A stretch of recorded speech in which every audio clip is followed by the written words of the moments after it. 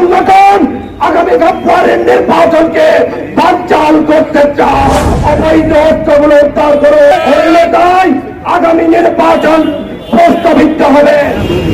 এরশাদ ভাইয়ের উপর হামলার প্রতিবাদে বোয়ালখালীর বাজার আমার পৌরসভার থেকে আজকের এই প্রতিবাদ সভার সম্মানিত সভাপতি এই ঘটনার জন্য তীব্র নিন্দা জ্ঞাপন করছে এবং প্রশাসনের কাছে আমাদের উদাত্ত আহ্বান অনতি বিলম্বে এই দুষ্কৃতিকারীদের গ্রেফতার করুন এবং অবৈধ অস্ত্রগুলো উদ্ধার করুন।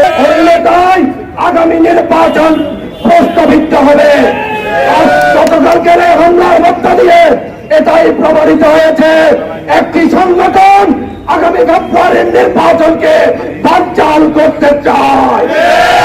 এই প্রতিবাদ সভাকে থেকে তাদেরকে জানান দিতে চায় জাতীয়তাবাদী দল তার কর্মীর রক্তের বিনিময়ে হলে আমরা আগামী ফেব্রুয়ারির নির্বাচন করতে চাই এবং আমরা কোন ষড়যন্ত্র আমাদের এই নির্বাচনকে প্রতিহত করতে পারবে না। সবাইকে সজাগ থাকার জন্য উদাত্ত আহ্বান।